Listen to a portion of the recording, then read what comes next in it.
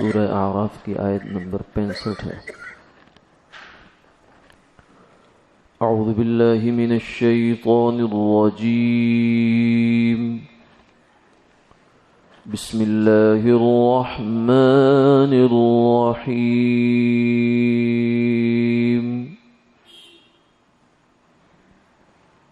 وَإِلَى عَادٍ أَخَاهُمْ هُودًا قال يا قوم اعبدوا الله ما لكم من إله غيره أفلا تتقون قال الملأ الذين كفروا من قومه إنا لنراك في سفاهة وإنا لنظنك من الكاذبين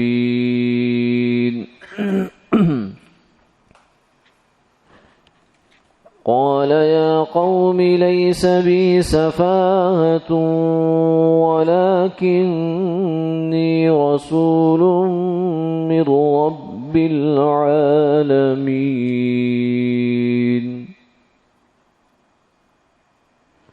أبلغكم رسالات ربي وأنا لكم ناصح أمين أَوَعَجِبْتُمْ أَنْ جَاءَكُمْ ذِكْرٌ مِّنْ رَبِّكُمْ عَلَى رَجُلٍ مِّنْكُمْ لِيُنذِرَكُمْ واذكروا إذ جعلكم خلفاء من بعد قوم نوح وزادكم في الخلق بسطة فاذكروا آلاء الله لعلكم تفلحون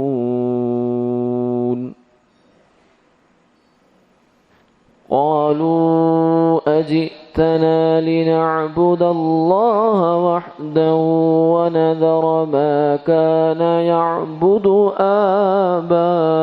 آباؤنا فأتنا بما تعدنا إن كنت من الصادقين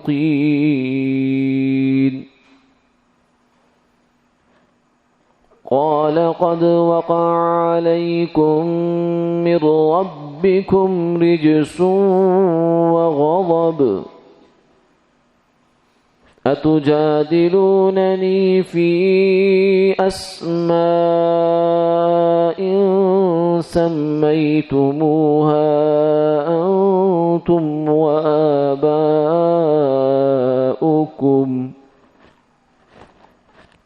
ما نزل الله بها من سلطان فانتظروا إني معكم من المنتظرين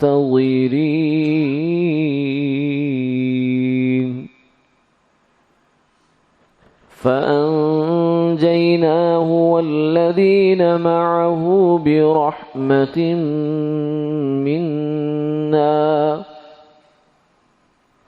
وقطعنا دابر الذين كذبوا بآياتنا وما كانوا مؤمنين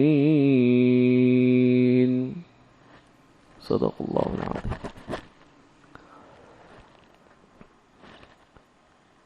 اور قوم عاد کی طرف ان کے بھائی ہود کو بھیجا۔ انہوں نے کہا کہ اے میری قوم، اللہ کی عبادت کرو، تمہارا اس کے سوا کوئی معبود نہیں، تو کیا تم ڈرتے نہیں ہو؟ ان کی قوم کے سردار کہنے لگے جو کافر تھے، ہم تو آپ کو دیکھتے ہیں کہ آپ کے اندر عقل نہیں ہے، اور ہمارا خیال یہ ہے کہ آپ جھوٹے بھی ہیں۔ انہوں نے کہا کہ اے میری قوم، مجھ میں کچھ بے عقلی نہیں ہے، ہاں میں اللہ کا بھیجا ہوا رسول ہوں، میں تمہیں اللہ کے پیغام پہنچاتا ہوں، اور میں تمہارا خیر خواہ بھی ہوں اور لائق اطمینان بھی ہوں۔ کیا تمہیں تعجب ہوا اس بات سے کہ تمہارے پاس اللہ کی جانب سے نصیحت آئی ہے ایک ایسے مرد کی زبانی جو تمہیں میں سے ہے، تاکہ وہ تمہیں برے انجام سے ڈرائے؟ اور تم اس وقت کو یاد کرو کہ جب تمہیں اللہ نے قوم نوح کے بعد سردار بنا دیا اور تمہیں بدن میں وسعت عطا فرمائی۔ تم اللہ کی نعمتوں کو یاد کرو تاکہ تمہارا بھلا ہو۔ وہ کہنے لگے کہ آپ کیا ہمارے پاس اس لیے آئے ہیں کہ ہم ایک اللہ کی بندگی کریں اور جن کی ہمارے باپ دادا عبادت کرتے تھے ان کو چھوڑ دیں؟ بس جس چیز سے تم ڈراتے ہو وہ ہمارے پاس لے آؤ اگر تم سچے ہو تو۔ تو حضرت ہود نے فرمایا کہ تمہارے رب کی طرف سے تمہارے اوپر عذاب اور غصہ کا فیصلہ ہو چکا ہے، کیوں جھگڑتے ہو تم مجھ سے ان ناموں کے بارے میں جسے تم نے اور تمہارے باپ داداؤں نے رکھ لیا ہے؟ اللہ نے تو اس کی کوئی دلیل نہیں اتاری، سو تم انتظار کرو، میں بھی تمہارے ساتھ انتظار کرنے والا ہوں۔ پھر ہم نے ہود کو نجات دی اور ان لوگوں کو بھی جو ان کے ساتھ تھے اپنی رحمت سے، اور ہم نے ان لوگوں کی جڑ کاٹ دی جنہوں نے ہماری آیتوں کو جھٹلایا اور وہ ماننے والے نہیں تھے۔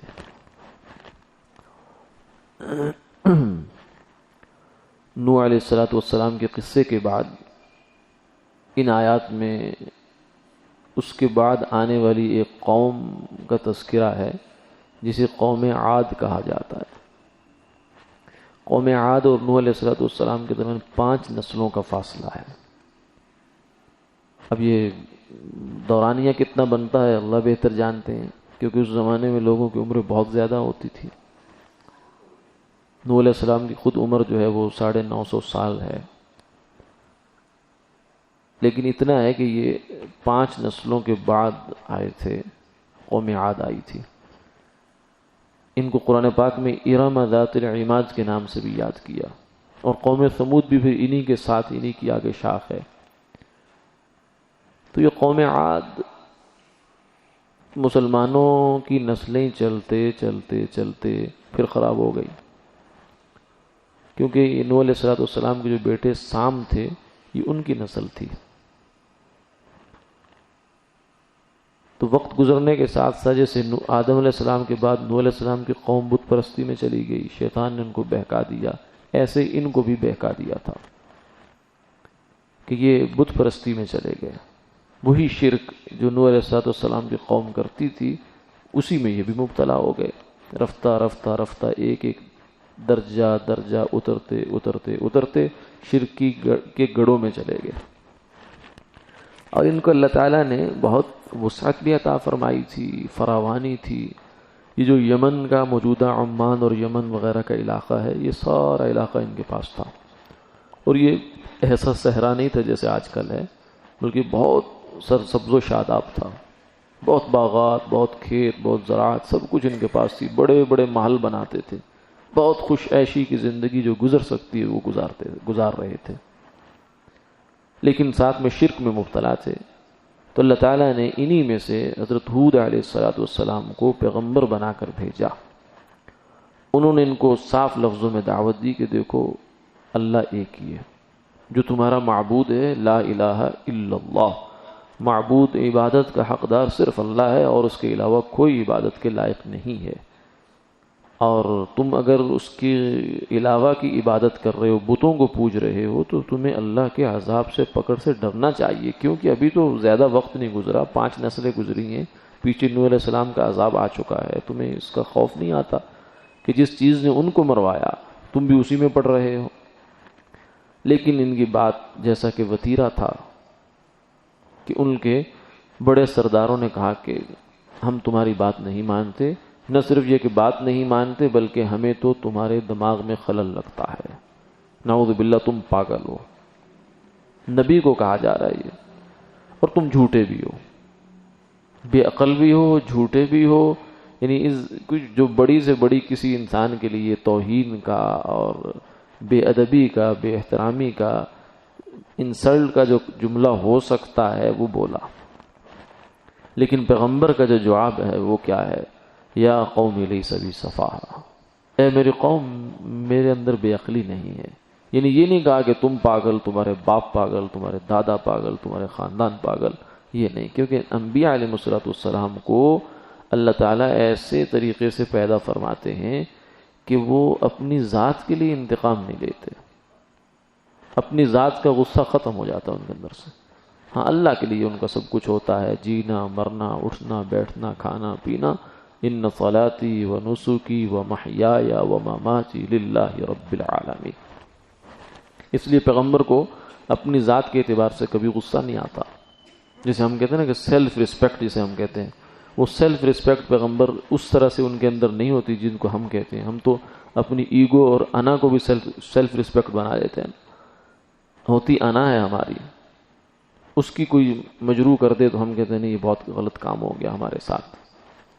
لیکن پیغمبر اس چیز سے پاک اور صاف ہوتے ہیں. ان میں اندر انانیت نہیں ہوتی, تکبر نہیں ہوتا, اور کوئی سفلی جذبہ اس قسم کا نہیں ہوتا, بلکہ وہ خالص اللہ تعالیٰ کے رضا کو سامنے رکھ کر کام کرتے ہیں. رسول اللہ صلی اللہ علیہ وسلم کے بارے میں آتا ہے من تقم رسول اللہ صلی اللہ علیہ وسلم من احد لنفسه, حضور نے کبھی بھی کسی شخص سے بھی اپنی ذاتی کسی بات کا انتقام نہیں لیا کہ تو نے مجھے یہ تکلیف پہنچائی میری ذات کو میں تجھ سے انتقام لیتا ہوں. نہیں, ہاں جو منصب رسالت کے مناسب چیز نہیں تھی اس کا کیا گیا. وہ پھر آپ کی ذات کا مسئلہ نہیں تھا, وہ آپ کی رسالت کا مسئلہ تھا. جیسے کعب ابن اشرف تھا, یہودی تھا ایک, اس کو قتل کروایا گیا, جس کے جرائم میں سے ایک جرم یہ بھی تھا کہ وہ توہین رسالت کیا کرتا تھا. حضور نے خود اس کو قتل کروایا تھا. تو وہ منصب رسالت کا مسئلہ ہے, وہ ذات کا مسئلہ نہیں ہے. کچھ لوگ اس کو اس رنگ میں بھی پیش کرتے ہیں کہ حضور معاف کر دیا کرتے تھے, بہت یہ ہوتا تھا وہ ہوتا تھا. تو وہ ذات کی معافی ہوتی تھی, منصب رسالت کی توہین کی معافی نہیں ہوتی تھی. بہرحال تو پیغمبر کا جواب یہ ہے قال یا قوم لیس بی سفاہہ, اے میری قوم میرے اندر تو بے عقلی نہیں ہے, ولکنی رسول من رب العالمین, بلکہ میں تو اللہ کا پیغمبر ہوں.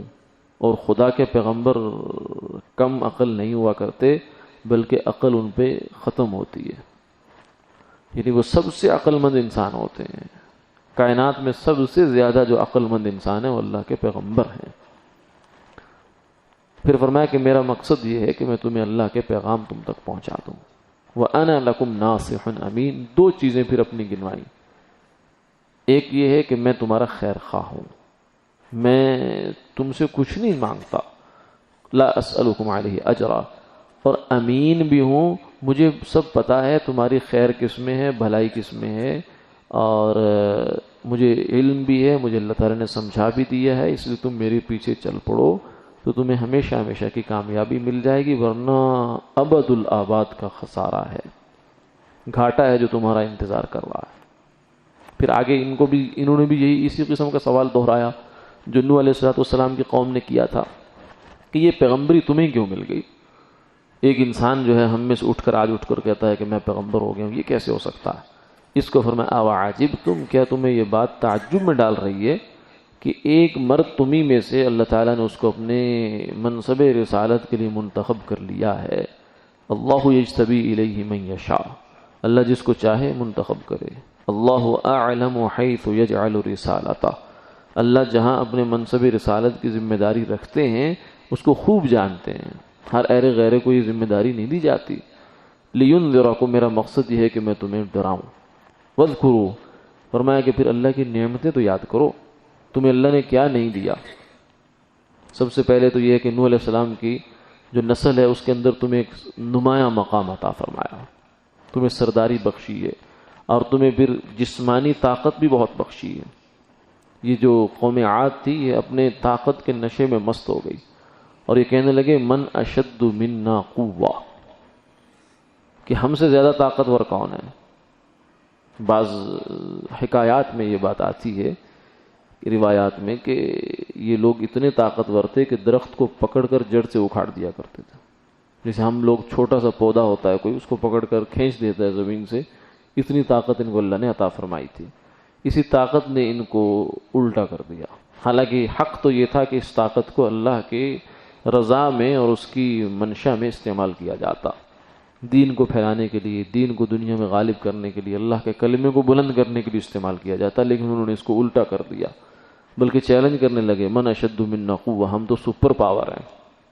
اولم یروا ان اللہ الذی خلقہم هو اشد منہم قوہ، قرآن نے جواب دیا اس بات کا، کیا انہیں یہ عقل نہیں ہے کہ یہ طاقت انہیں کس نے دی ہے؟ ماں کے پیٹ سے لے کے آئے ہیں، کسی نے دی ہے، تو جس نے یہ طاقت ان کو دی ہے وہ خود کتنا طاقتور ہے۔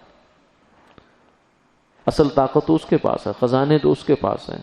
بہرحال پھر اللہ تعالیٰ نے ان کو مزید ان کی نعمتیں یاد دلوائی، لیکن پھر یہ آگے سے پھر کہنے لگے اجئتنا، کہ تمہارا مقصد تو یہی ہے نا کہ ہم اپنے باپ دادا کی جو طریقہ ہے شرک کا اس کو چھوڑ دیں، یہ نہیں ہو سکتا۔ اب اس کے بعد تمہارا کہنا یہ ہے کہ عذاب آئے گا، ڈرو، فأتنا بما تعدنا ان كنت من الصادقین۔ یہ جملہ ہے جو بدبختی پر مہر لگاتا ہے۔ قوموں کی جب بدبختی آتی تھی تو وہ نبی کو یہ چیلنج کرتے تھے، فأتنا بما تعدنا، جو تم وعدہ کرتے ہو لے آؤ، بس اس کو، بہت ہو گیا۔ نوح علیہ السلام کی قوم نے بھی یہ کہا، یا نوح قد جادلتنا فاکثرت جدالنا فأتنا بما تعدنا ان كنت من الصادقین۔ اے نوح، تم نے ہم سے بہت جھگڑا کر لیا، اب بہت ہو گئی، حد ہو گئی، اب جو تم کہتے ہو بس اس کو لے آؤ، بس اب ہم تیار ہیں۔ یہ وہ وقت ہوتا ہے کہ جب نبی کی طرف سے حجت تام ہو جاتی ہے، یعنی نبی مایوس نہیں ہوتا، جلدی سے مایوس نہیں ہوتا، بہت بڑا حوصلہ لے کر آتا ہے، بہت بڑا حوصلے کے مالک ہوتے ہیں انبیاء علیہ السلام، مایوس نہیں ہوتے۔ ہم تو ایک آدمی کے پاس ایک دن جائیں، 2 دن جائیں تو ہم غصے سے بھر جاتے ہیں، کیونکہ ہمارے ظرف چھوٹے ہیں، سینے چھوٹے ہیں، حوصلے چھوٹے ہیں ہمارے۔ انبیاء علیہ السلام کے بہت بڑے ظرف ہوتے ہیں، اس لیے وہ مایوس جلدی سے نہیں ہوتے۔ ہاں جب یہاں تک بات پہنچتی ہے تو پھر اب انہیں لگتا ہے کہ نہیں، اب بس ہو گئی ہے۔ پھر نبی ہاتھ اٹھاتا ہے اور اللہ سے دعا کرتا ہے کہ یا اللہ، اب میں نے اپنا کام پورا کر دیا، جو میرے بس میں تھا میں ان کو دن بھی سمجھایا، رات بھی سمجھایا، خفیہ بھی سمجھایا، اعلانیہ بھی سمجھایا۔ نوح علیہ السلام کی پوری کارگزاری اللہ تعالیٰ نے سورہ نوح کے اندر بیان فرمائی ہے۔ پھر آخر میں جا کر وہ کہتے ہیں کہ رب لا تذر علی الارض من الکافرین دیارا، اے اللہ اب معاملہ آخر پہ پہنچ گیا، اب تو آپریشن کی ضرورت ہے، اب کیس بہت بگڑ گیا ہے، اب ویسے ٹھیک نہیں ہوگا، اس لیے ان پر عذاب بھیجا جائے، اور ایسا عذاب بھیج کہ ان کا کوئی نام و نشان باقی نہ رہے۔ اللہ کا پھر جب عذاب آتا ہے تو پھر وہ چھوڑتا نہیں ہے، اس کی جو باز گشت ہے وہ صدیوں تک اور نسلوں تک سنائی دیتی ہے۔ ان بطش ربک لشدید، تیرے رب کی پکڑ بڑی سخت ہے۔ تو فرمایا قال قد وقع علیکم من ربکم رجس وغضب، بے فکر نہ ہو جاؤ، تمہارے عذاب کا فیصلہ تو ہو گیا ہے، اب انتظار کرو کہ کب آتا ہے۔ فانتظروا انی معکم من المنتظرین، اللہ کی طرف سے میں نے ہاتھ اٹھا دی، اب تو بس انتظار ہے۔ پھر اللہ نے ان پر عذاب بھیجا۔